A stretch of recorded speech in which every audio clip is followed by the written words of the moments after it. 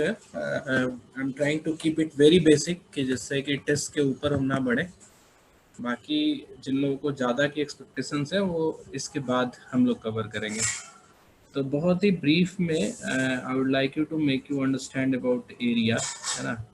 अभी overall mensuration के लिए एक क्लास और होगी, मेंसुरेशन के लिए एक क्लास और होगी, बट सिंस ट्रायंगल के लर्निंग में, है ना, सिमिलर ट्रायंगल के लर्निंग में थोड़ा सा एरिया का कंसेप्ट हमें चाहिए होगा, ठीक है। तो इसलिए मैं एरिया को ब्रीफली यहाँ पे डिस्क्राइब कर देना चाहता हूँ। So what do we mean by area is like any close surface. जैसे क्लोज सरफेस ऐसा भी हो सकता है ना, ऐसा भी हो सकता है, ऐसा भी हो सकता है। So how much space it has covered, इसकी मेजरमेंट के को हम एरिया बोलते हैं, मतलब कितना स्पेस कवर किया है। तो आप जब भी कोई चीज़ मेजर करता चाहते हो ना, anything when you want to measure, तो आपको एक यूनिट चाहिए होता है, मेजरमेंट का यूनिट चाहिए होता है ना। जैसे मान लो कि अगर मैं तुम्हें समझाऊँ कि इफ आई आस्क कि ये स्ट्रेट लाइन कितना बड़ा है, तो तुम बोलोगे कि सर हम 1 सेंटीमीटर का मेजरमेंट है हमारे पास, तो मैंने सेंटीमीटर का मेजरमेंट किया, तो ये 1 2 3 4, तो यू कॉल इट 4 सेंटीमीटर। आपके पास 4 सेंटीमीटर लेंथ की ये लाइंस थी। तो जब हमें लाइन का लेंथ मेजर करना था तो हमने, हमारे पास यूनिट क्या होता है, सेंटीमीटर। तो एवरी मेजरमेंट यूनिट का एक बेसिक यूनिट होता है। तो इसी तरह से अगर मुझे एक किसी बाल्टी में पानी रखा हुआ है, ठीक है, और हमने पूछा कि कितना पानी है तो तुमने बोला कि ये 20 लीटर पानी है ना, हाउ मच वाटर। तो हाउ मच को मेजर करने के लिए यू नीड अ यूनिट। तो आपने बोला लीटर में हम बताएंगे। तो अब नाउ यू नो कि व्हाट इज अ लीटर। तुम बोलोगे कि 1 लीटर का बीकर आता है ना, या 1 लीटर का मेजरमेंट यूनिट आता है। अगर हम इस बाल्टी से 20 बार अगर इसमें डालें पानी और बाहर निकालें तो 20 टाइम्स में ये बाल्टी खाली हो जाएगा। तो that means 20 litre is the total amount of water that बाल्टी इज कंटेनिंग, ठीक है। तो हम कोई भी चीज, तुम ऐसे किसी भी चीज को मेजर करोगे तो there there must be a unit. तो चलो एक जीके की बात पूछते हैं, लाइट की इंटेंसिटी कैसे मेजर होती है, बताना जरा सा।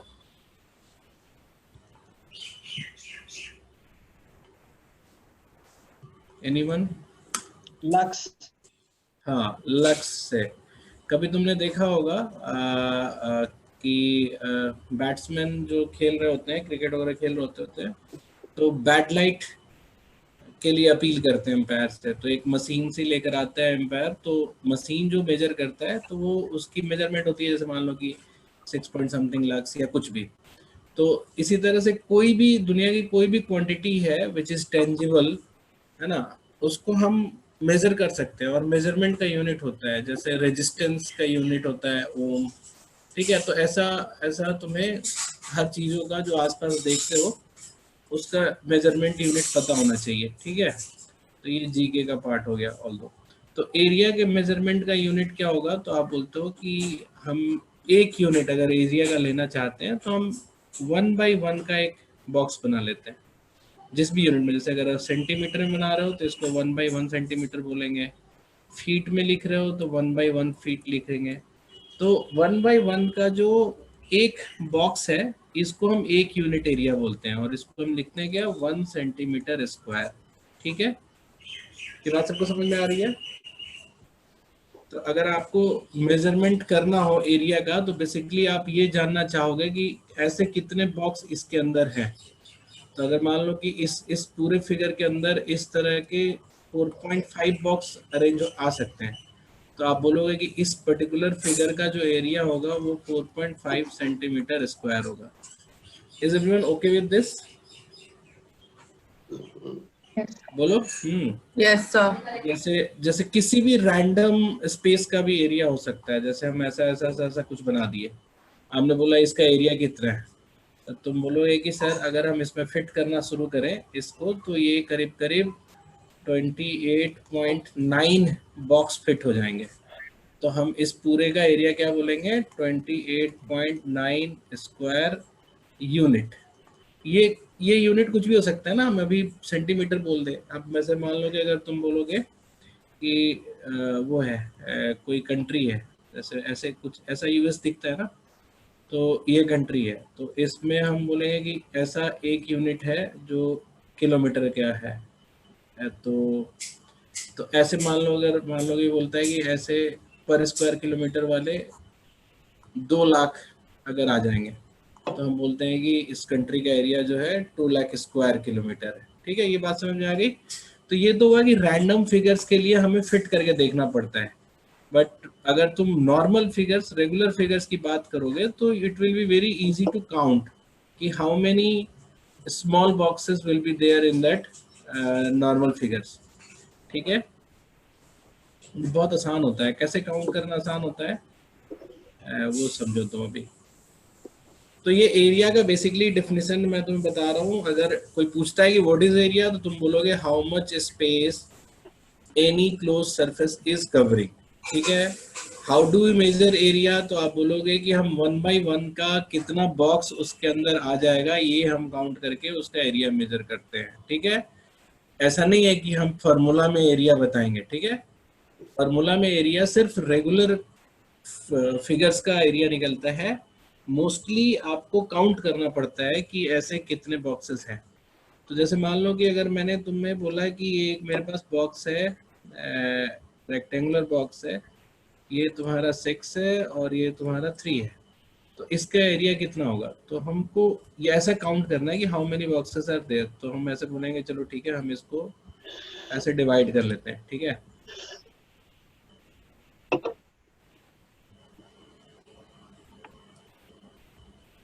ऐसे 1/1 में हमने डिवाइड कर लिया। अब मुझे काउंट करना है, तो 1 2 3 4 5 6, 1 2 3 4 5 6, 1 2 3 4 5 6, तो 6 इंटू 3 टोटल बॉक्सेस हैं, विच इज हम बोलेंगे 18 स्मॉल बॉक्सेस या 18 यूनिटरी बॉक्सेस आर देयर।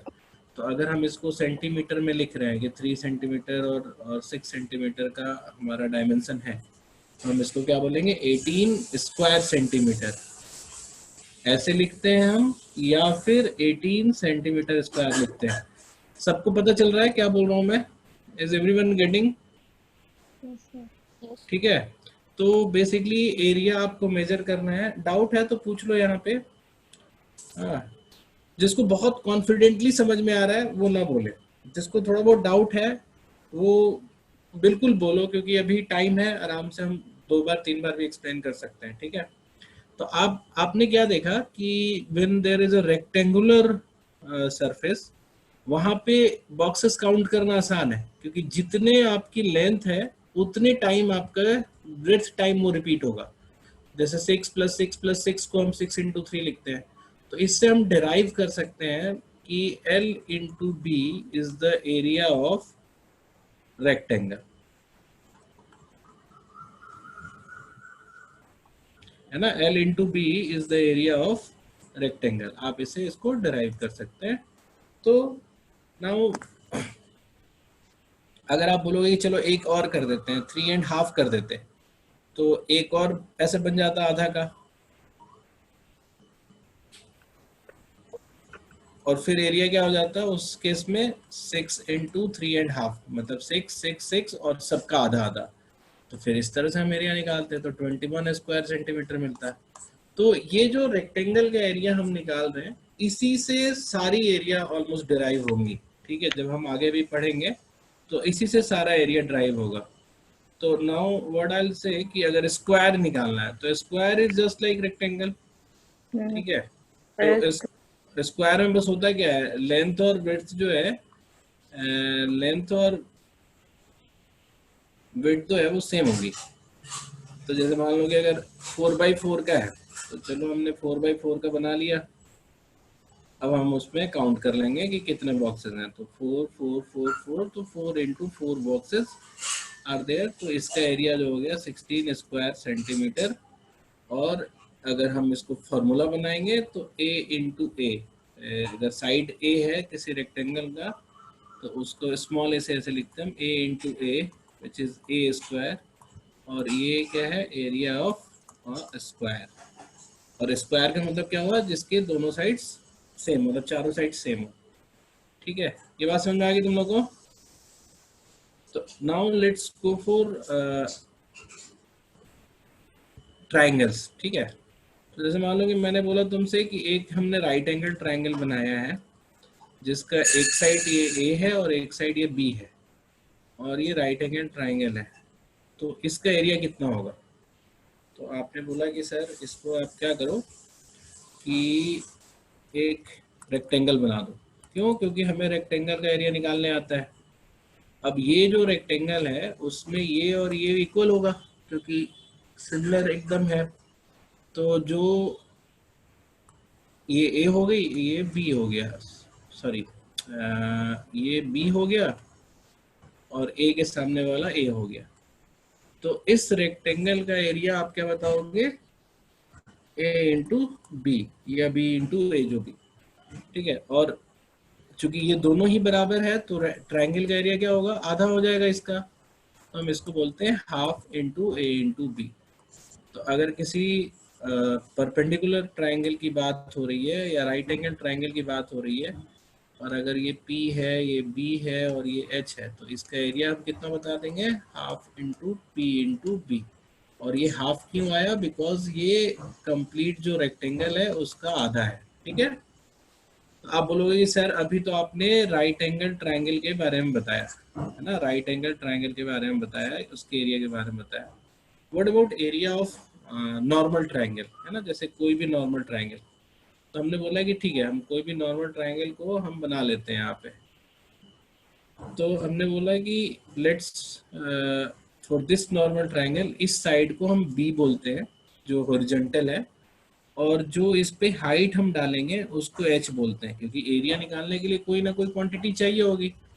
तो व्हेन, मैं लिख दे रहा हूँ, when B and corresponding h is given। देखो अब ये जो वर्ड मैंने लगाया है ना corresponding, अगर इसको मैं नहीं भी लगाता तो हमारा लेक्चर इनकम्प्लीट नहीं रहता। But I am trying to make you understand कि कई बार आप एक सिंगल वर्ड नहीं बोलते हो या नहीं लिखते हो, then you miss the entire concept. ठीक है, तो ये कॉरस्पॉन्डिंग इसलिए बोला गया है क्योंकि अगर आप ये बेस ले रहे हो तो यही हाइट हमें चाहिए होगी फॉर द सेम ट्राइंगल। जैसे मान लो कि अगर हम इसी ट्राइंगल को अलग से बना लें, ठीक है, और मैंने बोला कि ये बेस है, तो उस बेस के लिए हमें ये हाइट चाहिए होगी, तो वो अलग हाइट होगा। तो when B and corresponding H is given, that means कि जो बेस आपको दिया गया है उसी पर की हाइट अगर हो तब की बात है ये। ठीक है, ओनली भी लिख देते हैं, only when B and corresponding H is given. ठीक है, तो अब अगर मान लो कि एक बेस हमें दिया हुआ है और उसके कॉरस्पॉन्डिंग हाइट दिया हुआ है, तो हम फिर से इसको क्या करेंगे? हम फिर से I will create a rectangle here, एक रेक्टेंगल क्रिएट कर लेंगे जहाँ पे ये इसके एरिया के बराबर है और ये एरिया इसके बराबर है। ठीक है, so what I am getting is कि ये पूरे रेक्टेंगल के दो पार्ट जो नहीं थे, मतलब जिनको हमने अभी क्रिएट किया है, और दो पार्ट जो ट्राइंगल के पार्ट थे, ये दोनों सेम है। तो इस पूरे रेक्टेंगल के एरिया का आधा होगा ये ट्राइंगल का एरिया। तो हमने रेक्टेंगल का जो लेंथ है वो बी हो गया और बेस है वो, सॉरी विड्थ है वो एच हो गया। तो रेक्टेंगल का एरिया होता बी इंटू एच, लेकिन सिंस ट्राइंगल जो है उस पूरे रेक्टेंगल का हाफ है, तो ट्राइंगल का एरिया होगा half into B into H, है ना। ये हो गया आपका एरिया। और एरिया का सिंबल ना हम ऐसे बॉक्स करके भी दे सकते हैं, एरिया ऑफ अ ट्राइंगल। ठीक है, या फिर आप ऐसे इसको पूरा ही लिख दो, ए आर ऑफ ट्राइंगल। तो अब जब किसी जगह पे फॉर्मूला लिखा हुआ है half into base into H, तो यू नो कि ये जो बेस और ये एच है ये कॉरस्पॉन्डिंग है, मतलब दीज आर नॉट कि अगर मान लो कि अगर मैं तुम्हें एक ट्राइंगल तुम्हें ऐसा दे देता हूँ मैं, तो मैंने बोला कि देखो ये हमारा है 8 और हमने इसको ऐसे परपेंडिकुलर बनाया, चलो ऐसे नहीं करते, तो परपेंडिकुलर, जैसे मान लो कि ऐसा एक ट्राइंगल है, और ये परपेंडिकुलर बना दिया, वो बना दिया 3। तो A B C, this is a triangle. तो area of triangle A B C क्या होगा? तो ऐसा मत कर देना कि बेस दिया हुआ है 8, तो हाफ इंटू 8 इंटू 3 कर दे। ऐसा क्यों नहीं होगा? Because the base and height are not corresponding. अगर आपको ये बेस यूज करना है तो ये हाइट यूज करनी पड़ेगी, और अगर आपको ये हाइट यूज करना है तो ये वाली बेस यूज करनी पड़ेगी। ठीक है? तो whenever the area of triangle is half BH given, आपको ये समझना है कि they both are corresponding, मतलब B और H जो है एक दूसरे का ही होना चाहिए। Getting my point? अच्छा सोनम बताओ, why did you raise your hand? गलती से हो गया था, सॉरी। अच्छा कोई बात नहीं, इतने सॉरी होने की जरूरत नहीं है। सर तो ये फिर से चाहिए, मतलब बेस और हाइट कैसे करस्पॉन्डिंग? करस्पॉन्डिंग मतलब जिस बेस को हम ले रहे हैं उसी के ऊपर की हाइट को लेंगे। मतलब ओके, जैसे, हाँ जैसे यहाँ इस पे बार, सी और सी नहीं है। हाँ इस वाले केस में देखो ना, हमने जो इस वाले केस में हमने बेस लिया ये 8, ठीक है, हम्म, लेकिन हाइट लिया मैंने ये वाला जो कि इस बेस पे है, एसी पे हाइट है। हमने बेस बीसी को माना है, ठीक है, बेस बीसी को बोला तो हमें हाइट बीसी के ऊपर का होना चाहिए, लेकिन इन लोगों ने जो हाइट दे रखा है वो एसी के ऊपर हाइट दे रखा है। ठीक है? और one thing more, any side of a triangle can act as boss, मतलब सॉरी बॉस कह रहा हूँ, base. Any side of triangle can act as base. आप घुमा दो उसको तो बेस हो जाएगा। ठीक है या नहीं? तो आप समझ में आ गया ना कॉरेस्पॉन्डिंग का क्या मतलब हुआ हाँ सर। सबको? ठीक है तो हाँ, तो अब तुम लोग एरिया समझ गए, ट्राइंगल का एरिया समझ गए। ठीक है, तो अब मुझे एक चीज छोटा छोटा कंसेप्ट बताओ मुझे। ये प्रॉब्ली हो सकता है कि क्वेश्चन में ना आए कभी, या कभी आ भी सकता है ना? तो बस थोड़ा ध्यान से सुन लो, एक दो चीज तो अगर मैं समझूं,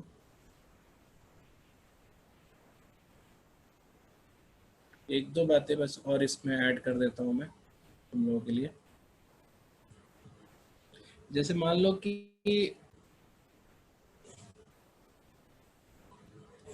ये एक पैरेलल लाइन है, ठीक है, ये एक पैरेलल लाइन है, और मैंने क्या किया कि इस पैरेलल लाइन पे एक ये बेस बना लिया, मतलब ये ए और बी बना लिया। अब मैं क्या कर रहा हूँ कि ऊपर वाले पैरेलल लाइन पे कोई भी पॉइंट लेके, है ना, कोई भी पॉइंट लेके एक हमने ट्राइंगल क्रिएट कर लिया और उसका नाम रख दिया ए बी सी। ठीक है, और हमें ये पता है कि ये जो पैरेलल लाइन है इनके बीच का डिस्टेंस जो है वो है h। तो ट्राइंगल ए बी सी का एरिया क्या होगा?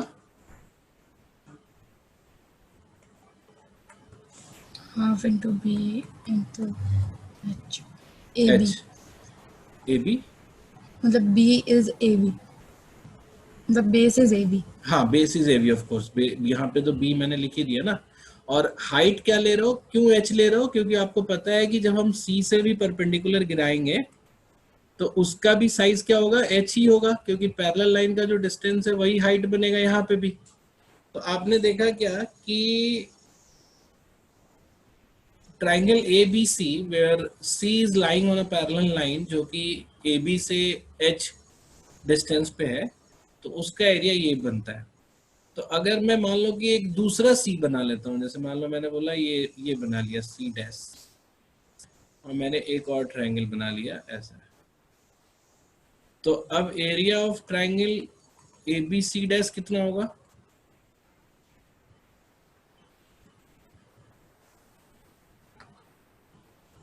Area of triangle A B C dash कितना होगा? सेम ही होगा सर। Same. सेम ही होगा।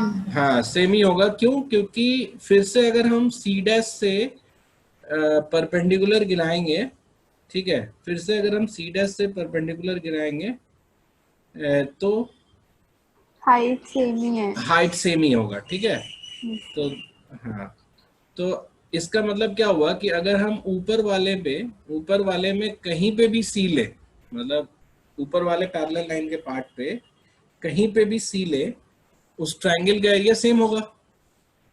तो अब समझो कि मेरे से इस साइड में हम बहुत दूर में कोई पॉइंट ले लेते हैं सी, है ना, यहाँ पे ले लेते हैं सी डैश डैश, और मैं इससे एक ट्रायंगल बना रहा हूँ ए बी के साथ। तो एक मिलाया मैंने ए से और एक मिलाया मैंने बी से। तो इस केस में भी triangle of A B C double dash क्या होगा, वो भी सेम होगा, सेम होगा।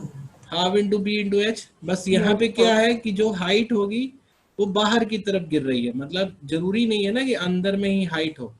जैसे मान लो कोई ऐसा ट्रायंगल है, ऐसा कोई ट्रायंगल है ए बी सी, तो अगर हम बी सी को बेस ले रहे हैं तो ए से अगर हाइट गिराना है तो वो बाहर की तरफ हाइट गिरेगा। हाइट मतलब सिर्फ आप ये समझो कि ट्रायंगल की ऊंचाई जो जमीन से लेके वर्टेक्स तक को मेजर करती है। तो ये बाहर अंदर कहीं पे भी ड्रॉप परपेंडिकुलर तो एक ही होगा, जैसे एक लाइन पे एक पॉइंट से एक ही परपेंडिकुलर गिरेगा, तो वो ट्रायंगल के बाहर भी हो सकता है। तो जो हमने लास्ट केस बनाया, थर्ड केस बनाया, हमने देखा कि जो सी डबल डैश है उसकी हाइट तो यहाँ गिर रही है बट बेस यही है और हाइट भी सेम है, तो इसका भी एरिया यही होगा। तो आपने ये समझ लिया कि पैरेलल लाइंस के बीच में सेम बेस पे अगर हम कोई भी ट्रायंगल क्रिएट करें और आप इसको बस इन्फिनाइट में भी लेके चले जाओ इधर घुमाते हुए, तब भी वो अगर ए बी के साथ एरिया बनाओगे तो आपका सेम एरिया होगा, हाफ बी एच ही होगा। ठीक है, ये समझ में आ गई बात?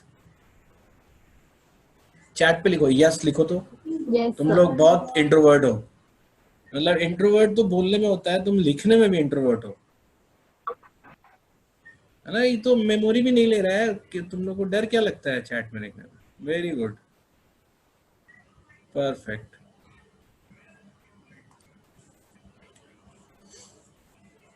जिसको नहीं समझ में आता वो भी चैट में लिखो।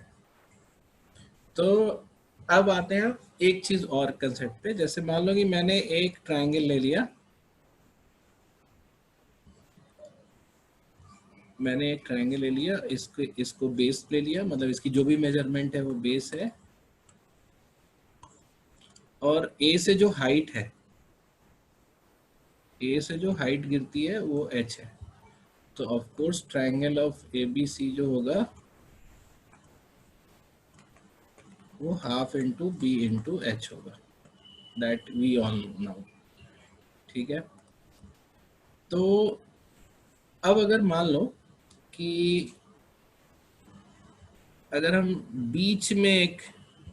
बीच का पॉइंट मिला दे, जैसे ए से इसके ठीक बीच में एक पॉइंट डी डाल दें, है ना, तो area of triangle A B D कितना होगा?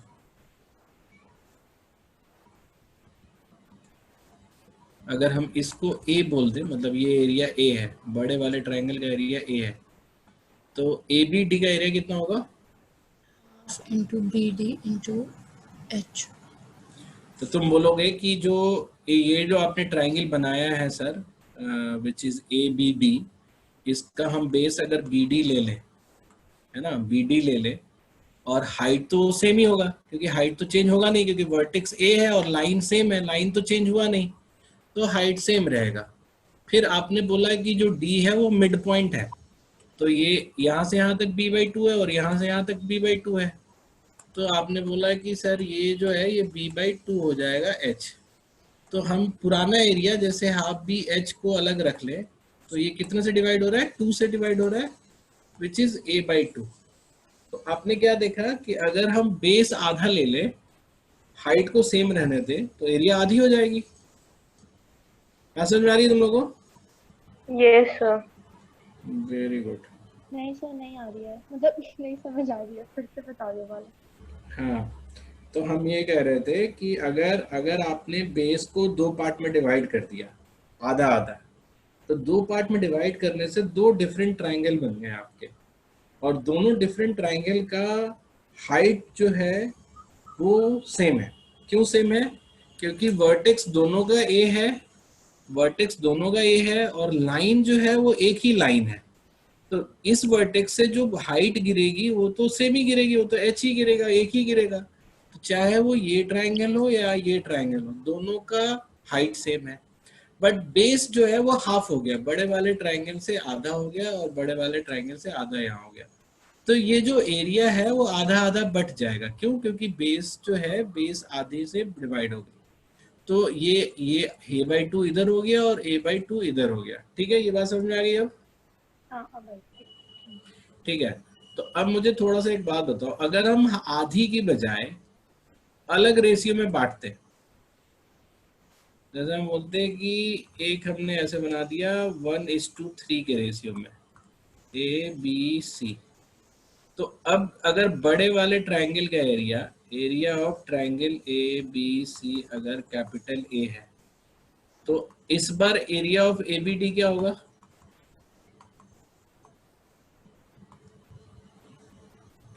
इस बार एरिया ऑफ ABD क्या होगा बताओ? Half into BD into H। हाँ, BD इंटू H तो है, लेकिन BD कितना है? पुराने वाले बेस का कितना है? 1/3। 1/3। 1/3 किसने बोला? कान पकड़ो तुरंत अपना। क्या बोला आपने? बीटी क्या है? BD जो है बेस का कितना पार्ट है? बीडी, ओ सॉरी सॉरी, 1/4 है, 1/3 नहीं है ना? ये 1:3 में बटा है, तो इसको 1/4 मिला है ना, और ये तुम्हारा 4 पार्ट में बटा, एक पार्ट ये है। किसके यहाँ से आवाज आ रही है स्पीकर से? अपना वो बंद करो। ठीक है, तो आपने देखा कि जो बेस है वो 4th पार्ट यहाँ मिल गया, तो ABD का जो एरिया होगा बड़े वाले एरिया का 4था पार्ट होगा। और अगर मैं इसी के साथ पूछूं कि एरिया ऑफ ADC कितना होगा, तो तुम बोलोगे कि इस बार बेस जो हमारा DC है जो पुराने बेस का 3/4 है, और हाइट तो सेम रहेगा, तो ये तुम्हारा इसका एरिया 3/4 A होगा। ठीक है, और इन दोनों को फिर से जोड़ोगे तो ये फिर से A बन जाएगा। ठीक है, ये बात समझ में आ गई तुम लोगों को? सर इनका एरिया जो होगा वो भी सेम रेशियो में होगा क्या, 1:3? यस, क्योंकि बेस जो है वो 1:3 में है। अच्छा, अगर मैं किसी ट्राइंगल का बेस भी कम कर दूं और हाइट भी आधा कर दूं, तब क्या होगा?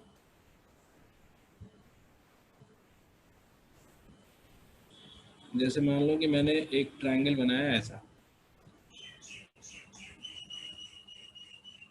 मैंने एक ट्राइंगल बनाया ऐसा, और फिर मैंने एक ट्राइंगल बनाया ऐसा। इसका ये अगर B है तो ये B/2 है। ठीक है, और बाकी सब चीज़ें सेम रखी। और ये अगर H है तो ये H/2 है। तो अगर इसका एरिया अगर A है तो इसका एरिया कितना होगा? आधा होगा क्या? Will it be half? बोलो जल्दी। लग तो रहा है। हाँ, 1/4 1/4 होगा। क्यों? दो दो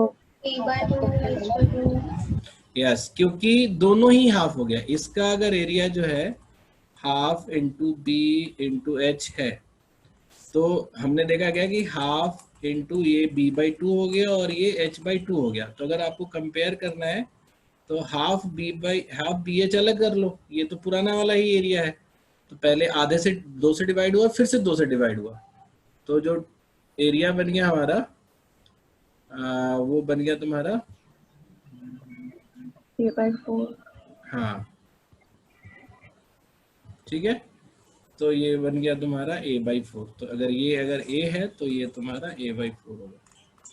ठीक है, ये बात समझ में आ गई तुम लोगों को? चलो, now let's go for other topic. Area तो मैं बता दिया, बेसिक एरिया ट्रायंगल का एरिया। अब हम लोग सबसे पहले एक पॉइंट टू रिमेम्बर कर देते हैं। ठीक है, इसका कोई प्रूफ नहीं देंगे हम, है ना, बट तुम्हें इसको याद रखना है। ये कई बार ऐसे ही पूछ देता है वैल्यू डाल के, और तुम्हें यूज करना है ना। पॉइंट बोल लो या फैक्ट बोल लो, जो तुमको याद रखना है। जैसे अगर कोई भी एक ट्रायंगल है, ठीक है, कोई भी एक ट्रायंगल है, कोई भी एक ट्रायंगल है, उसके अगर किसी वर्टेक्स से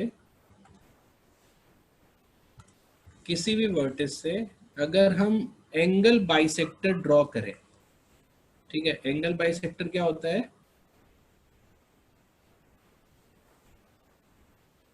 डिवाइड इनटू हाँ, बाइसेक्टर मतलब दो two equal part. Equal parts में डिवाइड करते हैं। हाँ, तो अगर एंगल बाइसेक्टर, और इसको जैसे दो एंगल बनाना, तो हम इसको अगर सेम बनाना हो तो हम ऐसे और ऐसे लिख देंगे, तो ये सेम हो गया, ठीक है, कि ये दोनों सेम है।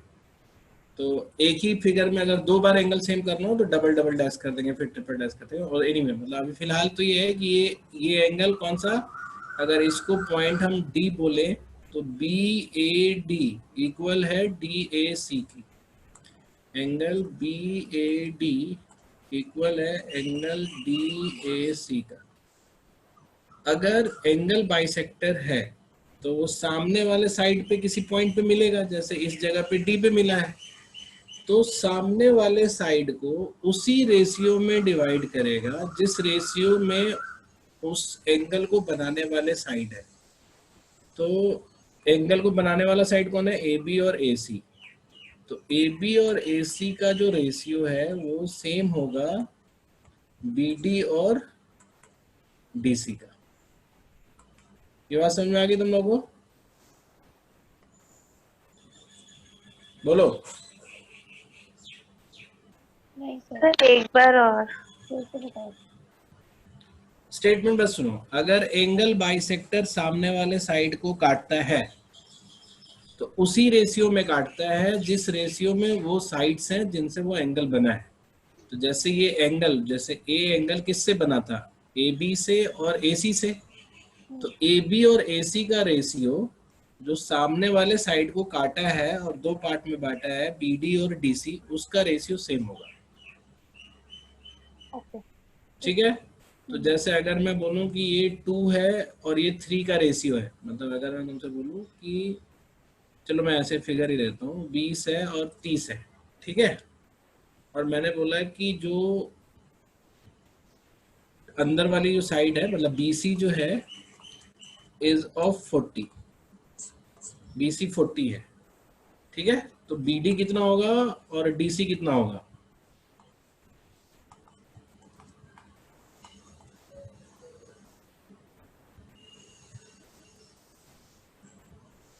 बोलो।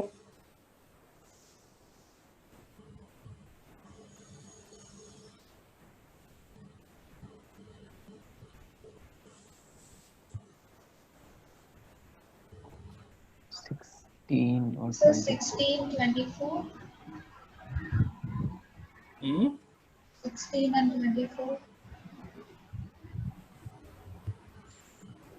एक मिनट। 16 एंड 24 परफेक्ट है ना? तो now what you know is, sir हाँ, कि अगर ये पूरा 40 है तो ये भी जो 40 जो है ये 2:3 में बटेगा। जैसे ये 20 और 30 है तो इसका रेशियो जो है 2:3, तो 40 को 2:3 में बांटेंगे तो 16 एंड 24 होगा। हाँ ऋतिक बताओ। सर वो कौन सा ट्रायंगल होता है इसमें एंगल बाइसेक्टर 2:1 में काटता है सामने वाले? ऐसा कोई ट्रायंगल नहीं होता है। सो होता है ना इसमें एंगल बाइसेक्टर 2:1 में काटता है। अरे वो सब कुछ नहीं मीडियन, होता हाँ, है, वो वो मीडियन अलग चीज होता है। बीच में उलूल जुलूल बात मत करो, ठीक है? हाँ, याद आ गया। अगर तुमको नहीं आता है तो वेट, आगे वाले कुछ क्लासेस में कवर हो जाएगा। अब ऐसे आधे अधूरे ज्ञान को यहाँ बिल्कुल मत बोलो, ठीक है? नहीं याद है यहाँ पे भी ओके, 2:1 है, वो चलो दूसरा चुप हो केस जाओ। ठीक है, आप सबको समझ में आ गया यहाँ पे क्या हुआ? हमने देखा कि ए बी और ए सी का जो रेशियो है वो है 20/30 विच इज 2:3 का रेशियो है। तो जो बी डी और डी सी भी होगा वो भी 2:3 में बटेगा। तो आप इसी को सेम रिजल्ट को ऐसे लिख सकते हो, A B is to A C, है ना, ये प्रोपोर्शनल है B D is to D C. तो ये अगर 2:3 है और इन दोनों का सम जो है मिला के 40 है तो 16:24 आपका वो रहेगा। ठीक है, बात समझ में आ गई? बोलो यस। Yes sir. तो ये पॉइंट तुम्हें याद करके रखना है आगे के लिए, ठीक है? तो ये लिख लियो ना तुम लोग, मतलब एकदम रिकॉर्डेड के ही भरोसे रहते हो क्या कि रिकॉर्ड होगा तभी हम चेक करेंगे? लिख लिया सर।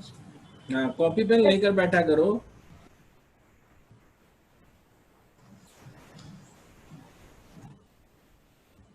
ठीक है। सर हम्म। सर ये जो ट्रायंगल में A B by A B is to A C बोला है वो ठीक है, is equals to B D upon D C बोला है। हम्म। तो सर ये अपन ने प्रूफ किया है कि ऐसा नहीं नहीं, फैक्ट ये है? हमने प्रूफ नहीं किया। मैंने इसीलिए इसको बोलने के पहले ही मैंने ये बताया था कि एक फैक्ट ऐसा है जिसको मैं प्रूफ नहीं करूंगा। ठीक है। जनरली मतलब इन आवर क्लास हम हर चीज को प्रूफ कर देते हैं, ठीक है, मतलब कंसेप्चुअली हम प्रूफ कर देते हैं, लेकिन ये एक ऐसा फैक्ट है जिसका प्रूफ थोड़ा डिफिकल्ट है, तो इसलिए हम उसको यहाँ नहीं करते। और डिफिकल्ट है but it is frequently used. ठीक है। तो आपको आपको जरूरत नहीं है इसके प्रूफ का, बट ये जो क्या बोलते हैं इसका नॉलेज है या ये फैक्ट है, ये आप याद रखोगे। साहित्य बोलो, क्या बोल रही हो? So that was one mistake. Okay. So अभी जिसने पूछा वो प्रूफ समझ गया ना कि इसका हम प्रूफ नहीं दे रहे हैं। तो क्या अगर मैं तुमसे बोलूं कि क्या बताया मैंने, तो क्या बोलोगे? तो तुम बोलोगे कि किसी भी ट्राइंगल में, इन एनी ट्राइंगल, किसी भी वर्टेक्स से एंगल बाइसेक्टर अगर हम खींचे तो अगर ये ए बी सी और यहाँ पे पी कर दें तो कौन सा रेशियो बराबर होगा बताना? A B is to B सी।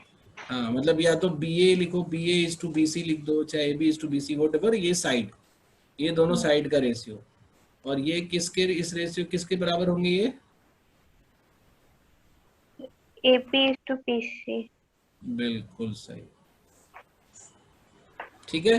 तो ये फ्रीक्वेंटली यूज्ड है कंसेप्ट, तो हम इसको अक्सर यूज कर लेंगे। ठीक है। अच्छा, नाउ जनरली तुम देखोगे कि किताबों में कॉन्ग्रुएंट ट्रायंगल और सिमिलर ट्रायंगल को अलग अलग पढ़ाया जाता है, बट आई विल टेक दोनों को हम एक जैसा एक ही साथ पढ़ाएंगे। ठीक है, जिससे कि तुम्हें याद करने में, समझने में भी आसानी रहे। Congruent triangle and similar triangle. Similar तो नाम से ही सजेस्ट होता है, कॉन्ग्रुएंट मतलब बेसिकली होता है हर चीज सेम, मतलब नो डिफरेंस, नो डिफरेंस। और सिमिलर जैसे मतलब ए लाइक, एक जैसा है but there are differences dimensions में। ठीक है। तो अगर हम कॉन्ग्रुएंट की बात करें कि when there are two triangles जिसके सारे डायमेंशंस एक हों, ठीक है, जैसे हम अलग अलग तरीके से भी बना सकते हैं, मतलब अलग अलग तरीके, मतलब सेम ट्रायंगल को मैं सोच रहा हूँ कि ऐसे बनाऊं। ठीक है। तो ए बी सी और पी क्यू आर, तो अगर मैं तुमसे बोलता हूँ कि A B equal to P Q, B C equal to QR and AC equal to PR at the same time, angle ABC equal to angle PQR, angle BCA equal to angle QRP, फिर तुमने लिखा angle C A B equal to angle R P Q. अगर सारे sides, सारे angles बराबर हों तो ये दोनों ट्रायंगल ही सेम हो गया, मतलब there is no difference in these triangle. तो ये जो है ये आपका कॉन्ग्रुएंट ट्रायंगल हो गया। ठीक है। तो कॉन्ग्रुएंट जो है वो तो सेम ही हो गया, बट हम इसको ऐसे लिखते हैं, ठीक है, कि मतलब ये कॉन्ग्रुएंट है। ठीक है, ये सिंबल कॉन्ग्रुएंसी का है। तो अच्छा, मुझे अब एक बात बताओ, ठीक है, तुम लोग सोच के बताना, अगर दो ट्रायंगल है, अगर दोनों ट्रायंगल का तीनों एंगल सेम हो, है ना, मतलब दो ट्रायंगल का दो एंगल अगर सेम है, मतलब ये इसके बराबर है और ये इसके बराबर है, तीसरा एंगल डिफरेंट हो सकता है क्या? बोलो। नहीं, नहीं हो सकता ना, क्यों? सम तो 180 होगा ना, तो यस, तो अगर दो दो एंगल ही आपने सेम कर दिया तो तीसरा तो 180 से डिफरेंस करके निकालना है, तो दोनों का जो डिफरेंस बनेगा वो सेम ही होगा। तो to make all three angle same, आपको बेसिकली दो ही एंगल सेम करना है, ठीक है। तो और अगर मैं तुमसे बोलूं कि किसी ट्रायंगल के तीनों एंगल सेम है, दो ट्रायंगल के, तो वो कॉन्ग्रुएंट होंगे? Not necessary. Yes, not necessarily, क्योंकि ऐसा भी हो सकता है कि अगर आप तीनों तीनों एंगल को सेम बनाओ तो डायमेंशंस उसके अलग अलग हो सकते हैं। जैसे इस दो ट्रायंगल में दोनों ट्रायंगल का वो सेम है, एंगल सेम है, बट डायमेंशंस अलग अलग है, तो ऐसे केस को हम बोलते हैं सिमिलर ट्रायंगल, ठीक है। ऐसे केस को हम बोलते हैं सिमिलर ट्रायंगल। तो सिमिलर ट्रायंगल का मतलब हुआ एक जैसा दिखने वाला, और कॉन्ग्रुएंट ट्रायंगल का मतलब हुआ एक ही ट्रायंगल। तो अब जैसे किसी भी जगह पे मतलब अगर हम कुछ कुछ कंडीशन पूछ रहे हैं, तुम बताना कि उस केस में सिमिलर होगा कि कॉन्ग्रुएंट होगा, ठीक है। हम सीधा तुमसे पूछ ही रहे हैं, देयर इज नो थ्योरी, आप सोचो और बताओ, ठीक है। तो अगर अगर हम किसी दो ट्रायंगल में साइड एंगल साइड, मतलब जिस साइड के बारे में बात हो रही है वो, और दूसरा साइड और उनके बीच का एंगल ऐसे मतलब बराबर हो, तो वो दोनों ट्रायंगल जो है कैसा होगा, कॉन्ग्रुएंट होगा कि सिमिलर होगा? कॉन्ग्रुएंट। यस, क्योंकि यहाँ पे लेंथ भी बराबर हो गया। आपने बोला कि ये साइड भी बराबर है, यहाँ पे भी एंगल भी बराबर है, तीसरा मतलब ये साइड भी बराबर है, तो तीसरा साइड और बाकी सारे एंगल्स ऑटोमेटिकली सेम हो जाएंगे, ठीक है। तो अगर हम किसी दो ट्रायंगल के दो एंगल समान हो, तो वो दोनों ट्रायंगल क्या होगा, बोलो। तो दो एंगल समान होने का मतलब कि तीसरा भी पक्का सेम होगा, है ना। और तीसरा सेम होने का मतलब क्या हुआ कि सिमिलर तो डेफिनेटली है, और वो कॉन्ग्रुएंट भी हो सकता है अगर एक भी साइड बराबर हो, ठीक है। एक भी साइड, सॉरी एक भी साइड नहीं, जैसे मान लो कि एक एंगल है, फिर एक साइड है और एक एंगल है, ऐसे होना चाहिए। तो जैसे मान लो कि ऐसे मैंने बोला कि ये एंगल और बीच का साइड और ये एंगल, तो ये एंगल बराबर है और ये बीच का साइड, जैसे मान लो एक दूसरा मैंने बनाया, ये एंगल बराबर है, ये एंगल बराबर है और बीच का साइड, तो ये दोनों ट्रायंगल जो है ये डेफिनेटली कॉन्ग्रुएंट होंगे, ठीक है। लेकिन अगर यही आपसे ऐसा हो जाए कि नहीं दिया हुआ है कि कौन सा साइड है, मतलब दो एंगल बराबर है और एक साइड बराबर है, but side is not defined, तो आप नहीं बता सकते। क्यों? क्योंकि ऐसा हो सकता है कि हम जो है ऐसा एक बना दें जो कि दोनों ही सिमिलर है, बट इसका ये वाला साइड जो है वो इसके इस वाले से बराबर है, तो ये साइड बराबर होने से कॉन्ग्रुएंट तो नहीं हो जाएगा, सिमिलर तो है ही। तो आप ये समझ लो कि अगर साइड के बारे में दिया हुआ है तो दो एंगल के बीच में अगर ये दिया रहता कि इस एंगल और इस एंगल के बीच का साइड सेम है किसी दूसरे ट्रायंगल में, है ना, तो तब ये पक्का कॉन्ग्रुएंट होता है, ठीक है। तो सिमिलरिटी और कॉन्ग्रुएंट, तो एक चीज और मैं तुम्हें बताता हूँ सिमिलरिटी का कंसेप्ट क्या होता है, जो तुम्हें अब सिमिलरिटी ही मेन पढ़ने की जरूरत है तुम्हें। सिमिलरिटी का क्या होता है कि जैसे मान लो कि किसका मूर्ति बना है गुजरात में, जरा बताना, नाम क्या है? सरदार वल्लभ भाई पटेल। तो एक आदमी है जो 6 फीट का है, आप उसकी मूर्ति बना दो 60 फीट का, तो आपने एम्पलीफाई किया ना उसको 10 टाइम्स, है ना। ह्यूमन हाइट है 6 फीट का, उसको एम्पलीफाई किया आपने 60 फीट में। तो बेसिकली होगा क्या कि एवरी इंडिविजुअल ऑर्गन आपको 10 टाइम्स करना पड़ेगा। जैसे अगर इसमें नाखून अगर 1 सेंटीमीटर का है तो इसका नाखून 10 सेंटीमीटर का करना पड़ेगा। इसमें आंखें अगर 1 इंच की है तो इसमें आंखें आपको 10 इंच की करनी पड़ेगी। इसमें हाथ का लेंथ अगर मान लो कि 1.5 फीट है तो इसमें 15 फीट करना पड़ेगा। तो everything will get multiplied by 10। ये बात समझ में आ रही है तुम लोगों को? तो आपको अगर सिमिलरिटी पता है तो आप एक चीज का अगर मल्टीप्लायर पता है तो बाकी सब चीज की लेंथ बता सकते हो कि उधर क्या बना होगा। तो यही चीज सिमिलर ट्राइंगल में भी होता है। जैसे अगर ये 2 सिमिलर ट्राइंगल है, ठीक है, और अगर मान लो कि मैंने बोला कि ये 4 की लेंथ है और ये 6 की लेंथ है, ठीक है, और सिमिलर ट्राइंगल है, तो बेसिकली हुआ क्या, 1.5 टाइम्स हुआ, मतलब 2:3 का रेशियो है ये, है ना, 4 से लेके 6 हुआ है।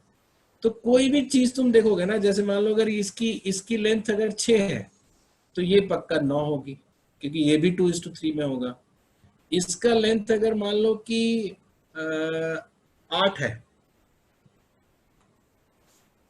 ठीक है, तो इसका अगर 8 है तो इसका पक्का 12 होगा, क्योंकि एग्जैक्टली ये लोग उसी तरीके से बढ़ते हैं, है ना, उसी तरीके से बढ़ते हैं जिसमें एक कोई साइड बढ़ा है। तो जब भी कोई 2 सिमिलर ट्राइंगल है, आपको बस ये पता करना है कि ट्राइंगल का रेशियो क्या है, triangle 1 and triangle 2 if similar, तो इनका रेशियो पता कर लेना। जैसे इस केस में 2:3 का रेशियो है ना, तो एवरी साइड विल बी 2:3, ठीक है। तो ये आपको बहुत आराम से ये कोई भी क्वेश्चन बना देगा। जैसे मान लो अगर मैं तुमसे बोलता हूँ कि दिस 2 ट्राइंगल्स आर सिमिलर, है ना, आप सिमिलर प्रूव कर सकते हो। जैसे ये 2 है और ये 4 है, तो मैंने बोला कि अगर ये 5 है तो ये x कितना होगा, बताना जरा। 10। हाँ, तो याद रहे, लेकिन करस्पॉन्डिंग होना चाहिए। जैसे मान लो इस एंगल की इस एंगल की वैल्यू 1, ये 2, ये 3 है, तो ये जो हमने निकाला इसमें भी यहाँ 1 के सामने, तो 1 के सामने वाले साइड का यहाँ 2 लेंथ है, 1 के सामने वाले साइड का यहाँ 4 लेंथ है, तभी रेशियो निकलेगा। ऐसा नहीं होता कि अगर हम यहाँ पे 4 लिख देते तब भी तुम बोलते कि 1:2 है, क्योंकि यहाँ पे फिर ये 3 के सामने वाला साइड देता। तो व्हेन करस्पॉन्डिंग साइड्स, है ना, सेम एंगल के सामने का साइड अगर 2 गुना हो रहा है तो हर एंगल के सामने का साइड 2 गुना होगा। तो जैसे यहाँ पे एंगल 2 के सामने का साइड 5 है, तो यहाँ पे भी एंगल 2 के सामने का साइड जो होगा ये 10 होगा, ठीक है। ये कभी ध्यान रखना होता है कि एंगल से इसका बहुत लेना देना है, ठीक है। तो ये आपकी बात हो गई सिमिलर ट्राइंगल की। अब बात समझ गए आप लोग सिमिलर ट्राइंगल के बारे में? तो सिमिलर ट्राइंगल देखते के साथ आपको रेशियो पता चल जाना चाहिए, और रेशियो पता चल जाने के बाद आप उसका एरिया बता सकते हो। तो एक बहुत छोटी सी चीज हम आपको बताते हैं, है ना, although it is not very easy और टेस्ट में नहीं पूछता है, बट तुमको पता होगा तो तुम खुश भी रहोगे। तो जैसे मान लो कि मैंने बनाया एक राइट एंगल ट्राइंगल, ठीक है, और मैंने फिर से क्या किया, एक राइट एंगल और इसमें डाल दिया, तो हमारे पास बन गए कितने ट्राइंगल, कितने ट्राइंगल बन गए हमारे पास? 3। 3। तो ट्राइंगल ए पी बी बन गया, ट्राइंगल ए बी सी बन गया, ट्राइंगल बी पी सी बन गया, ठीक है। ये तीनों ही ट्राइंगल, मैं तुम्हें बताता हूँ, ये तीनों ही ट्राइंगल सिमिलर है। तो एक बार तुम चेक करके बताओ तो कैसे सिमिलर है, मैं पूछता हूँ 1 मिनट बाद।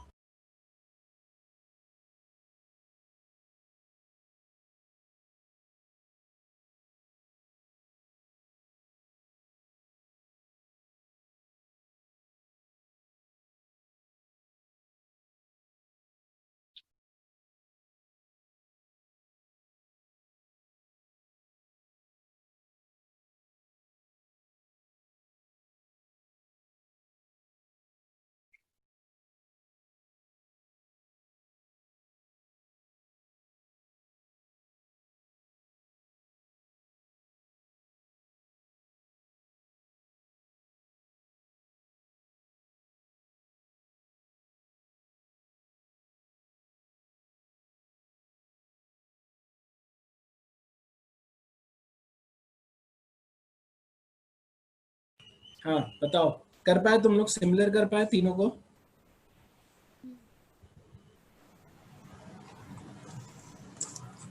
कैसे वो सिमिलर? सर अगर बी वर्टेक्स से परपेंडिकुलर जाएगा तो वो आपने बताया जैसे ना। सुनो, पहले पहले इसका नाम रख लो 1, इसका नाम रख लो 2, ठीक है? तो 1 + 2 कितना होगा? 190। 90। क्यों? क्योंकि एक एक एंगल तो, इस ट्रायंगल का एक एंगल तो 90 है ही, तो 1 + 2 90 हो गया। अब इस वाले ट्रायंगल में एपीबी में, कहाँ से आवाज आ रही है? बंद करो अपना स्पीकर। एपीबी में एक 90 है यहाँ पे और एक एंगल 2 है, तो दूसरा वाला एंगल क्या होगा? 1 हो जाएगा। और इसी तरह से बीपीसी में अगर एक एंगल 1 है और ये 90 है ही, तो ये दूसरा वाला 2 हो जाएगा। तो तुमने क्या देखा कि तीनों ही ट्रायंगल जो है, तीनों ही ट्रायंगल के एंगल्स क्या है? 1, 2 एंड 90, यानी कि ये आपका सिमिलर है, ठीक है? ये सब सिमिलर है। तो अब अगर मान लो, अगर मैं तुमसे पूछता हूं कि लेट्स से ये तुम्हारा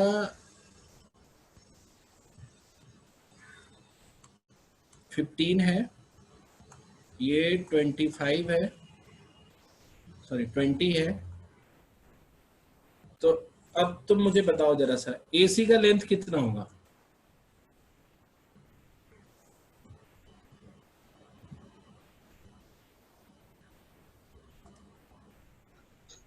कॉन्ग्रुएंट नहीं होगा भाई, कॉन्ग्रुएंट होने के लिए साइड इक्वल होना चाहिए। हाँ, ये सिर्फ सिमिलर होगा, है ना? एसी का लेंथ कितना होगा? 25। आप उसको पाइथागोरस थ्योरम से निकाल लो, या 3, 4, 5 के मल्टीपल में होता है ना, तो ये देखो, तो ये आपका हो गया। जरा सा 1 मिनट रुक जाओ, होल्ड करो।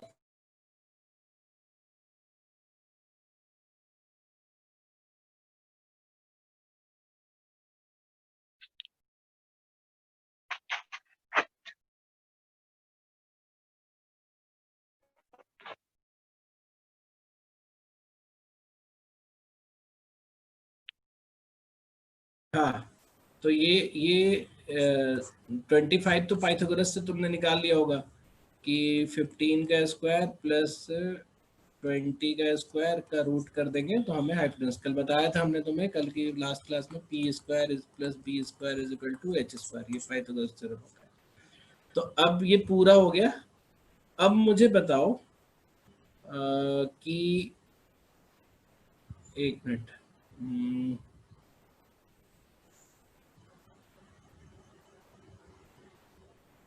ठीक है, तो अब बीपी की लेंथ बताओ।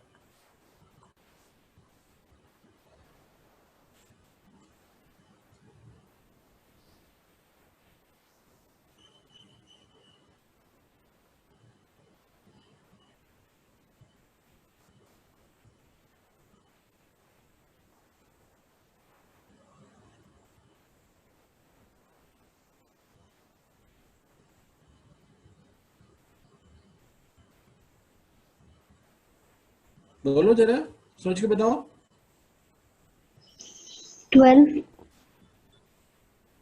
12। चलो भाई चेक करते हैं। तो तुमने, मैं इसको कैसे, तुमने क्या नहीं, कोई भी दो सिमिलर ट्रायंगल ले लो। जैसे मान लो मैंने बोला कि मैंने सिमिलर ट्रायंगल एबीसी और एक ट्रायंगल ले लिया बीपीसी का, ठीक है? तो अब पहले रेशियो निकालना है आपको, ठीक है? रेशियो निकालना है दोनों ट्रायंगल का। तो बड़े वाले ट्रायंगल में, एबीसी ट्रायंगल में, तो तीनों साइड का लेंथ पता है तुमको, लेकिन बीपीसी में किसका लेंथ पता है? बीपीसी में किसका लेंथ पता है, बताओ? बीसी का। बीसी का। तो बीसी जो है वो किस एंगल के सामने है? पी। छोटे वाले ट्रायंगल में, हाँ, पी के मतलब 90 के सामने वाले के सामने है। तो बड़े वाले में, बड़े वाले ट्रायंगल में 90 के सामने वाला कौन सा साइड है? 25। 25, है ना? और छोटे वाले में बीपीसी में 90 के सामने वाला कौन सा साइड है? 20। तो ये रेशियो क्या बनेगा? 5:4। 5:4। अच्छा देखो एक चीज और बता दूं, तुम लोग यहाँ पे बहुत सारे लोग हो, इतना भी नहीं पूछता है ज्योमेट्री में जितना हम बता रहे हैं, लेकिन हम थोड़ा कॉम्प्रिहेंसिव बता रहे हैं। तो अगर तुम लोग को नहीं भी समझ में आ रहा है ना, डोंट वरी अबाउट इट, आप लेक्चर रिकॉर्डेड है, आप बाद में देखो, और बाद में भी हम क्लासेस लेंगे, ठीक है? तो उसको अटेंड करोगे तो आप ये समझ लो कि नहीं आने का या नहीं समझ पाने का कोई स्कोप नहीं है। बस वो है कि आपको हिम्मत रखनी होती है और आपको बार बार एक चीज को देखना होता है। तो अगर हम किसी दो ट्राइंगल का रेशियो निकालना चाहते हैं तो हम एक कोई फिक्स एंगल के सामने वाले साइड का रेशियो देखते हैं। तो हमने बड़े वाले ट्राइंगल का और बीपीसी का रेशियो निकालना था, तो हमने बोला कि 90 के सामने वाला साइड यहाँ 25 है और 90 के सामने वाला साइड यहाँ पे 20 है, तो वो ले लिया। अब हमें साइड निकालना है बीपी। बीपी किसके सामने है छोटे वाले ट्राइंगल में? सी के सामने। फिर से मैं ऐसे ही लिख दे रहा हूं, मैं बीपी जो है सी के सामने नहीं, एंगल 1 के सामने बोलो, ठीक है? तो ज्यादा बेटर होगा। तो एंगल 1 के सामने बीपी है हमारा। तो एंगल 1 के सामने कौन सा साइड है बड़े वाले ट्रायंगल में? A B. ए बी उसका 15 है, तो ये भी तो 5:4 का रेशियो लेगा। एंगल 1 के सामने वाला, यहाँ एंगल 1 के सामने वाला मैंने यहाँ लिख दिया, तो ये भी तो 5:4 का रेशियो लेगा। तो अगर 15 वैल्यू 5 है तो बीपी कितना हो जाएगा? 12। ये बात आ गई समझ में सबको? सर नहीं समझ में आया। क्या नाम है तुम्हारा?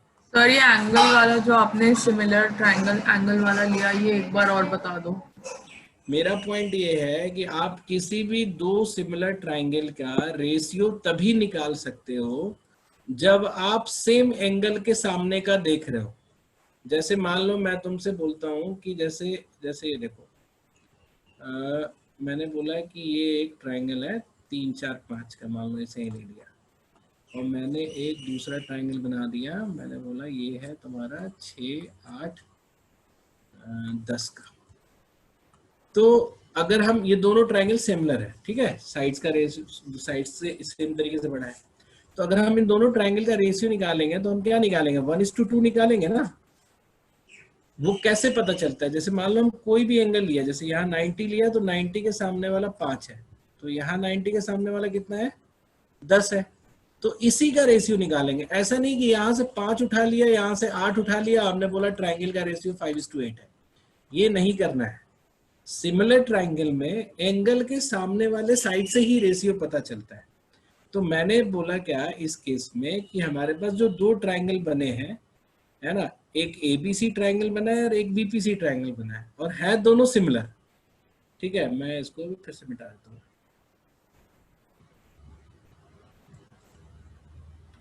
है दोनों सिमिलर, तो सिमिलर ट्रायंगल अगर है तो हमें बेसिकली रेशियो निकालना है। तो हमने देखा क्या कि जो बीपीसी का सिर्फ एक साइड पता है मुझे। बीपीसी का क्या है कि जैसे एक साइड बीपी है, एक साइड पीसी है और एक साइड बीसी है, तो हमें सिर्फ पता है बीसी। बीपीसी का बीसी पता है, और बीसी जो है बीपीसी में किस एंगल के सामने है, तो तुमने देखा कि ये 90 वाले के सामने है। तो हम जो एबीसी का भी जो साइड लेंगे ना कंपेयर करने के लिए, वो 90 के सामने वाला ही लेंगे। तो बड़े वाले ट्रायंगल एबीसी में 90 के सामने वाला साइड कौन सा है? पूरा एसी। तो हम ये एसी लेंगे और इसका जो रेशियो बनेगा वही मेरा ट्रायंगल का रेशियो है। तो एसी जो है वो 25 है, बीसी जो है वो 20 है, तो ये 5:4 का रेशियो बना। अब जब एक बार तुम्हें रेशियो पता चल गया तो आप साइड कोई भी साइड निकाल लो। तो हमने बोला कि चलो अब हमें निकालना कौन सा है, हमने पूछा था बीपी के बारे में। तो बीपीसी ट्रायंगल में साइड है बीपी। बीपी किसके सामने का साइड है? तो छोटे वाले ट्रायंगल में हमने देखा कि ये 1 के सामने वाला साइड है, तो 1 के सामने वाला साइड बीपी है। तो इस बड़े वाले ट्रायंगल में भी हम 1 के सामने वाला साइड देखेंगे। तो बड़े वाले ट्रायंगल में एंगल 1 यहाँ है, इसके सामने वाला साइड है AB, तो AB ले लेंगे। AB की वैल्यू मुझे दी हुई है 15, BP की वैल्यू मुझे नहीं पता है, लेकिन इनका रेशियो पता है, ये 5:4 ही होगा। तो अगर 5:4 है तो x कितना होगा, 12 होगा, क्योंकि अगर ये 15 है तो ये 12 होना चाहिए 5:4 होने के लिए। अब समझ में आया सबको? Yes yes sir. ठीक है, तो ये हो गया आपका, ये हो गया आपका सिमिलर ट्रायंगल का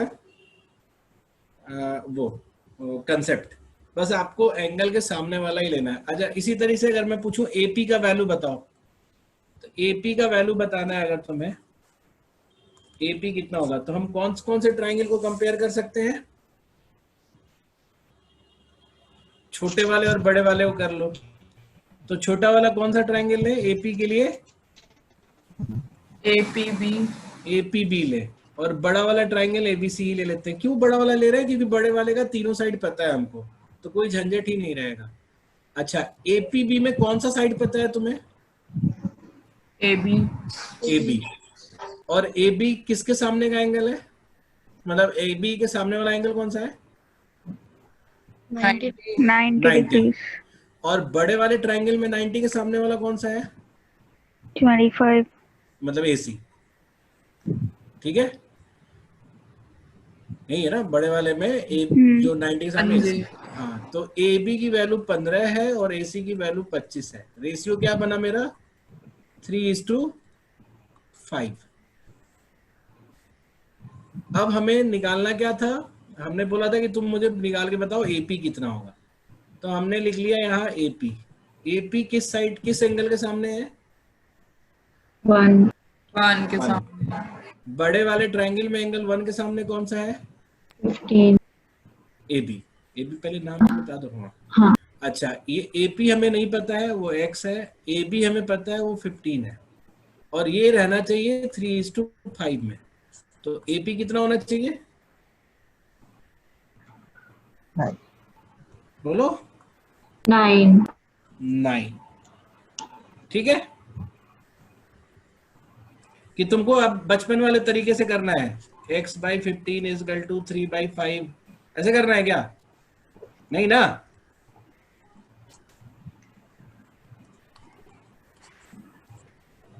चाहे तो वैसे कर लो।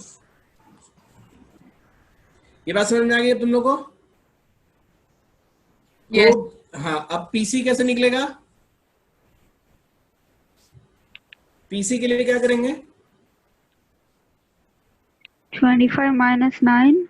यस, जरूरी नहीं है अब हमें फिर से सिमिलर ट्रायंगल लेके करने का। जब आसानी से कोई चीज हो जा रही हो तो उसके लिए,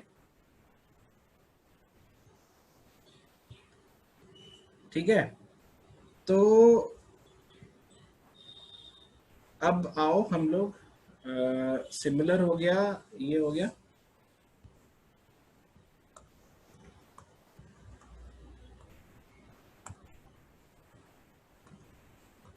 अब कुछ डेफिनेशन समझ लेते हैं, सेंटर्स के डेफिनेशन समझ लेते हैं, ठीक है, और इम्पोर्टेंट प्रॉपर्टी।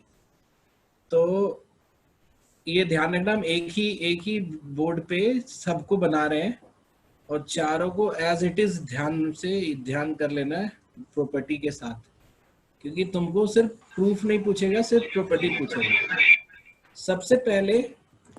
सबसे पहले हम ट्रायंगल के तीनों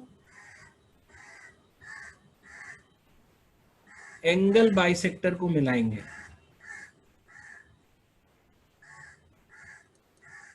ठीक है, फिर हम तीनों साइड बाइसेक्टर को मिलाएंगे। ध्यान से सुनना सारी बात। फिर हम तीनों परपेंडिकुलर्स को मिलाएंगे। फिर तीनों मीडियंस को मिलाएंगे। ठीक है, तो अब आपको ध्यान रखना है, एंगल बाइसेक्टर क्या होता है बताओ? एंगल बाइसेक्टर क्या होता है? अरे बोलो ना, वो लाइन जो एंगल को आधी आधी करती हो, बोलते कि नहीं तुम लोग? एंगल बाइसेक्टर वो लाइन है जो किसी भी एंगल को हाफ करती हो। तो जैसे एक ट्रायंगल ABC है, तो इसमें कितने एंगल बाइसेक्टर हो सकते हैं? 3। एक एंगल A से निकलेगा, एक एंगल B से निकलेगा और एक एंगल C से निकलेगा। और इस बात की गारंटी है इस बात की गारंटी है कि तीनों एक ही जगह पे मिलेंगे, ठीक है। मतलब ये मान लो कि ऐसे ऐसे याद कर लेना है, ऑल एंगल बाइसेक्टर, ऐसे इतना सब आता नहीं है टेस्ट में, ठीक है। मतलब कभी डिफिनेशन पे पूछ दिया, all angle bisectors meet at same point, ठीक है। और ये पॉइंट जो है ये सारे साइड से इक्वल डिस्टेंस पे होता है। इसका मतलब हम एक सर्कल बना सकते हैं जो ट्रायंगल के तीनों साइड को टच करता हुआ जाए। तो ये जो पॉइंट मिला हमें आई, जो तीनों एट पॉइंट आई, ये आई को हम बोलते हैं इन सेंटर, ठीक है। याद रखोगे तुम लोग, एंगल बाइसेक्टर जहां मिलता है उसको आई बोलेंगे। आई का मतलब इन सेंटर। इन सेंटर क्यों? क्योंकि इससे इन सर्कल खींचा जाता है, ठीक है। ये जो सर्कल है इसको हम बोलते हैं इन सर्कल। बस नाम हम याद रख लेना है। तो अब आपको ये समझना है कि अगर हम इसका रेडियस आर बोल दें और सब साइड को, जैसे मान लो कि एंगल ट्रायंगल अगर ए बी सी है, तो ए के सामने का साइड ए है, बी के सामने का साइड बी है, सी के सामने का साइड सी है, तो इसका हाफ इंटू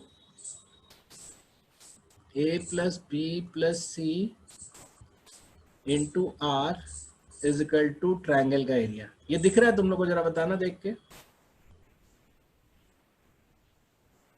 किसको किसको ये दिख रहा है? तो चलो मैं तुम्हें दिखाने की कोशिश करता हूँ। अगर हम जैसे ये पूरा ट्रायंगल, बड़ा वाला जो ट्रायंगल है वो 3 पार्ट में बट गया, बी आई सी, ए आई सी और ए आई बी। ये दिख रहा है तुम लोग को? बी आई सी, ए आई सी और ए आई बी। तो बी आई सी का एरिया कितना होगा? तो तुम बोलोगे कि हाफ इंटू बेस, बेस जो कि ए है और चूंकि ये रेडियस है, ये परपेंडिकुलर ही होगा, तो हाइट हो गया आर। दूसरे वाले का ए आई सी का एरिया कितना हो जाएगा? Half into B into R. और ए आई बी का एरिया कितना हो जाएगा? Half into C into R. इन तीनों को जोड़ेंगे तो ये बन जाएगा। तो ये तीनों को जोड़ दिया तो ट्रायंगल का एरिया हो गया, ठीक है। बस ये याद रखना है तुम लोग को। बात समझ में आ गई सबको? यस बोलो, ना बोलो। Yes sir. चैट पे भी लिख सकते हो जरा।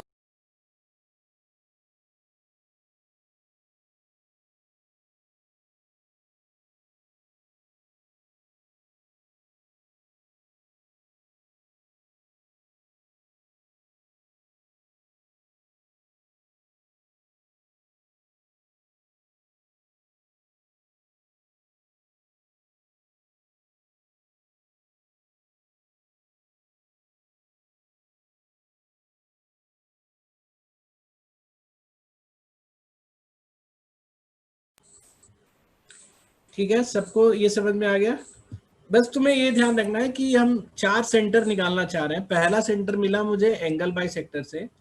एंगल बाइसेक्टर एक ही पॉइंट पे मिलता है और वो पॉइंट जो होगा उसको हम आई बोलेंगे और आई को इन सेंटर बोलेंगे, और उससे हम सर्कल खींच सकते हैं सारे साइड को टच करते हुए कि ये सब साइड से इक्वल डिस्टेंस पे होता है, ठीक है। फिर होता है साइड बाइसेक्टर। तो साइड बाइसेक्टर का मतलब क्या होता है कि किसी भी साइड को तुम ले लो, उसका मिडिल पॉइंट ले लो और उस पे एक परपेंडिकुलर खींच दो, ठीक है। ये भी एक ही पॉइंट पे मिलता है, इसको हम बोलते हैं ओ, है ना।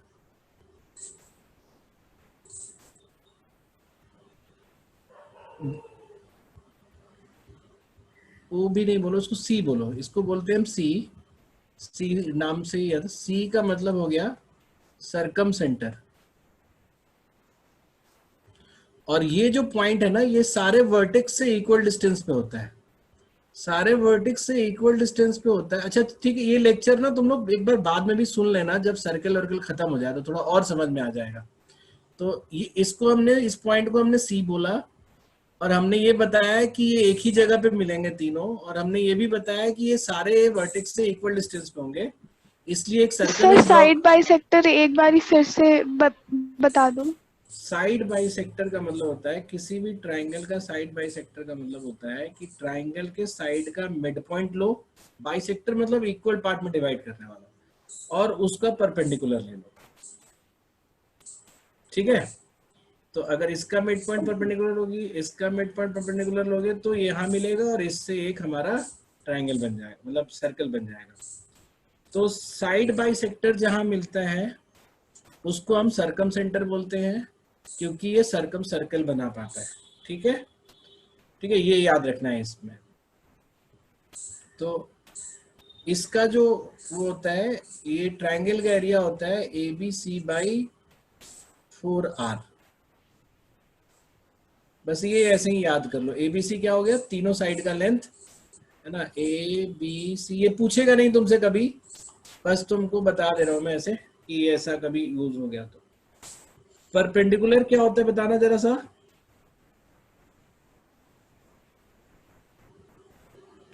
परपेंडिकुलर मतलब हुआ वर्टेक्स से परपेंडिकुलर ड्रॉ करना। तो एक वर्टेक्स से ये ड्रॉ कर दिया, एक वर्टेक्स से ये ड्रॉ कर दिया, और एक वर्टेक्स से ये ड्रॉ कर दिया। ठीक है, परपेंडिकुलर भी जहां मिलते हैं उसको हम बोलते हैं ऑर्थो सेंटर। याद रहेगा, ऑर्थो सेंटर क्या है, जहां परपेंडिकुलर्स मिलते हैं, और परपेंडिकुलर मिलने से कोई सर्कल नहीं बनता है, इसको ऑर्थो सेंटर बोलते हैं। बस ये याद रखना। ठीक है, बस एक चीज और ध्यान रखो खाली इसमें, कि कोई अगर राइट एंगल ट्राइंगल तुमने ले लिया, तो अब ये तो यही इस वर्टेक्स से ABC से अगर देखोगे तो A से BC पे जो परपेंडिकुलर होगा तो यही होगा, और C से AB पे जो परपेंडिकुलर होगा वो भी यही होगा, और B से जो AC पे परपेंडिकुलर होगा वो भी यहीं से जाएगा। तो राइट एंगल ट्राइंगल का ऑर्थो सेंटर कहाँ होता है, उसके 90 डिग्री वाले एंगल पे।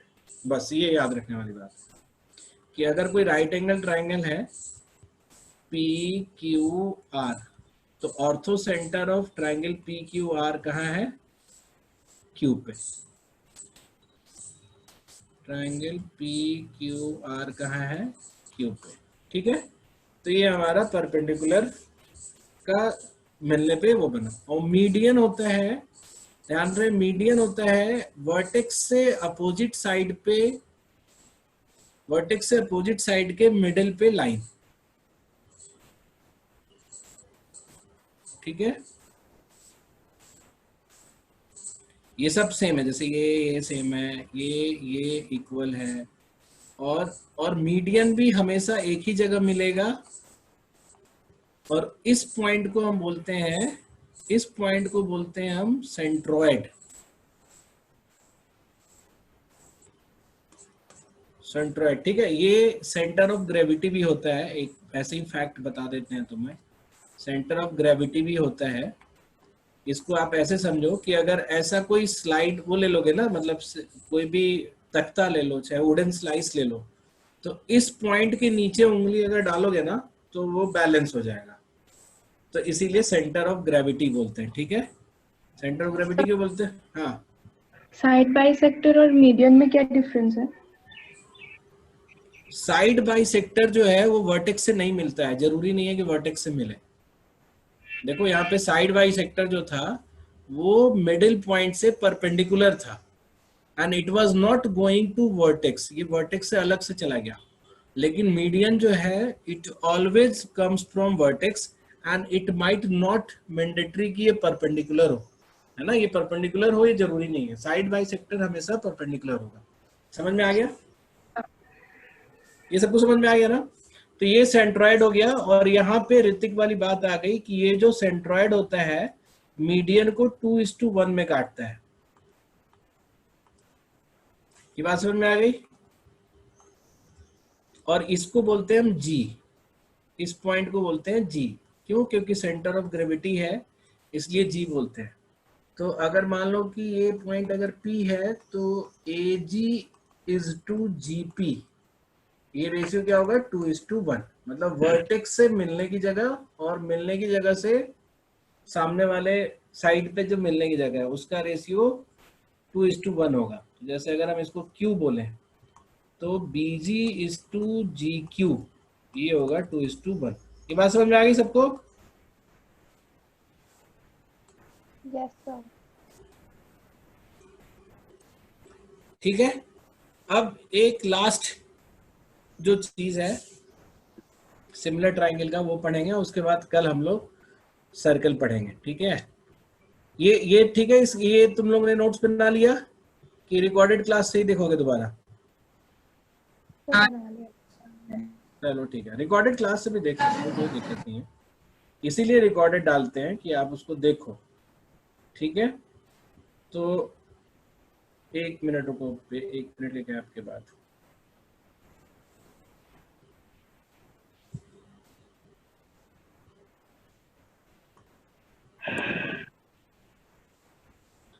अब अगर मान लो एक बस ये लास्ट आज का क्लास है ना, ध्यान रखने वाला, मिड पॉइंट थ्योरम बोलते हैं इसको, एंड एक्सटेंशन। अच्छा, जो भी लोग यहाँ पे जैसे ज्योमेट्री जैट के लिए या फिर कैट के लिए पढ़ना है अगर आपको, तो वो हम आगे अभी फिर से यही सब चीज थोड़ा डिटेल में पढ़ेंगे। ठीक है, तो जो लोग टेस्ट के भी है, केवल टेस्ट वाले, वो भी आप दोबारा क्लास कर सकते हो, आपको मना नहीं है। ठीक है, बट जितना क्लास अभी किया गया उसको 1-2 बार देख के तुम ज्योमेट्री टेस्ट के लेवल का तो बहुत आराम से कंप्लीट हो जाएगा। मिड पॉइंट थ्योरम क्या बोलता है कि अगर एक ट्राइंगल है और किसी भी 2 पॉइंट को, मतलब 2 मिड पॉइंट को मिलाओगे ट्राइंगल में, ठीक है, 2 मिड पॉइंट को मिलाओगे तो वो तीसरे से पैरेलल और आधी होगी। अगर ये इक्वल है, ये इक्वल है, तो मिड पॉइंट हो गया दोनों का। तो इसको स्टेटमेंट अगर देना होगा तो तुम क्या दोगे कि when the mid point of 2 sides of triangle, है ना, इज मतलब उसको ऐड किया गया, तो वो तो उनके मतलब मिलाने वाली जो साइड है, मिड पॉइंट्स को मिलाने वाली साइड, वो तीसरी से आधी और पैरेलल होगी। तो ए बी सी और ये हमारा बना डी और ई। तो डी ई जो है is half of B C and D E जो है is parallel to B C. ये बात सब लोग समझ में आ रही है? Yes, sir. बोलो। और इसी को अगर हम ऐसे बताते, अब इससे डेरिवेशन है कोई भी, जैसे अगर मैं तुमसे बोलूं कि अगर हम मिड पॉइंट को लेकर, जैसे किसी एक साइड का मिड पॉइंट लेके तीसरे साइड से पैरेलल चले, तो सामने वाले को भी मिड पे ही काटेगा। जैसे अगर हम इसको मिड पॉइंट लेके, ये हमने इसको पैरेलल बनाया, तो ये पैरेलल लेके चले तो ये सामने वाले को मिड पे ही काटेगा। तो एनीवे मतलब इट्स लाइक इधर से जाओ चाहे उधर से, मिड पॉइंट मिलाओ तो पैरेलल बनेगा, और पैरेलल लाइंस अगर किसी एक मिड पॉइंट से स्टार्ट करो सामने वाले को पैरेलल कटेगा। इसी को मिड पॉइंट थ्योरम बोलते हैं। बट इट इज लाइक कि ये हर जगह पे काम आएगा। जैसे जैसे काम कैसे आएगा, जैसे बताता हूँ मैं कि जैसे ये तुम्हारा पैरेलल है, डी ई और बी सी पैरेलल है, तो ये अगर हम एंगल ए को 1 लिखें और इसको 2 लिखें और इसको 3 लिखें, तो ये वाला एंगल भी तो 2 होगा ना, क्योंकि ये दोनों पैरेलल लाइन है और ये लाइन हमारा ट्रांसवर्स है। तो मैं पढ़ाया ही था कि अपोजिट ये एंगल सेम होगा। इसी तरह से ये लाइन 3 हो गया, तो ये छोटा वाला ट्राइंगल और ये बड़ा वाला ट्राइंगल जो होगा वो पैरेलल होगा, मतलब सॉरी सिमिलर होगा। तो आप क्या बोलोगे, triangle A D E is similar to triangle A B C. ठीक है, ये बात समझ में आ रही है तुम लोगों को? हाँ सर। तो तुमने उसको ये समझ गया कि वो पैरेलल मतलब सिमिलर ट्राइंगल हो गया। फिर तो इसका एक्सटेंशन में ये है। अच्छा एक बात मुझे बताओ कि जैसे सिमिलर होगा तो ये वाला साइड अगर आधा है तो सारी साइड्स आधी होंगी, तो हाइट भी आधा होगा। ठीक है, तो एरिया अगर बड़े वाले ट्राइंगल का एरिया ए है तो एडी का एरिया कितना होगा?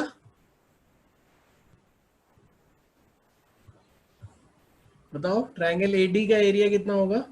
A/4। यस, क्यों? क्योंकि बेस भी आधा हो गया और हाइट भी आधी हो गई, तो एडी का एरिया जो हो गया वो A/4 हो गया।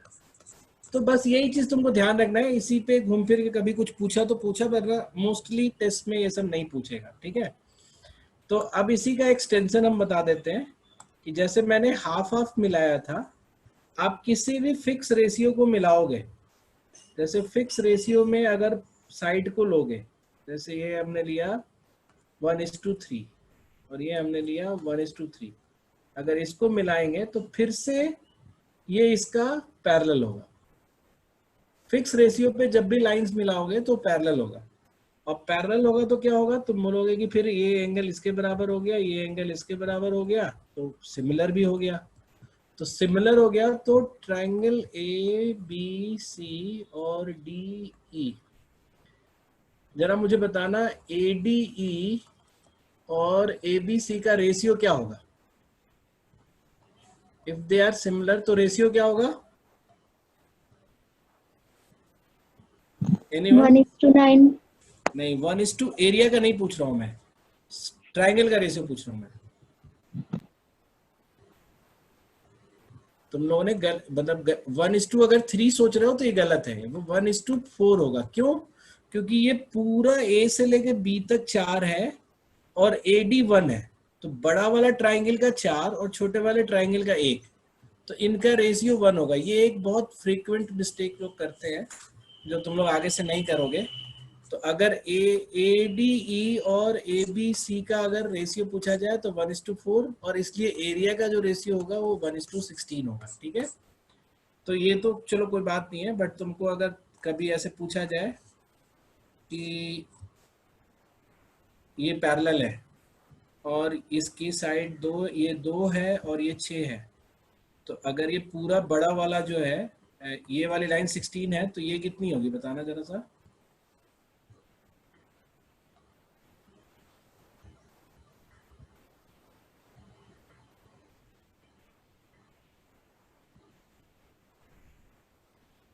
बोलो।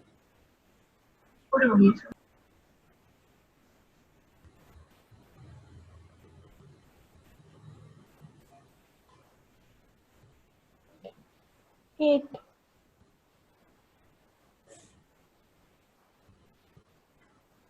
ठीक है, 8 कौन बोला? 8 नहीं होगा ना, जैसे देखो ये 2 है, ये 6 है, तो ट्रायंगल का रेशियो क्या बनेगा? 1:4 बनेगा, है कि नहीं? तो ये वाला जो है, अब ये ट्रायंगल के रेशियो में ये A वाले एंगल के, जैसे ये ABC है, तो A के सामने वाला साइड इसका x है और इसका 16 है, तो x:16 भी तो 1:4 होना चाहिए ना, तो x आएगा 4, तो इसकी वैल्यू आएगी 4, ठीक है। बोलो, अब नहीं समझ में आ रहा तुम लोग को? थक गए? आ रहा है। बहुत ये है। चलो ऐसा करो ना, इसको अगर हम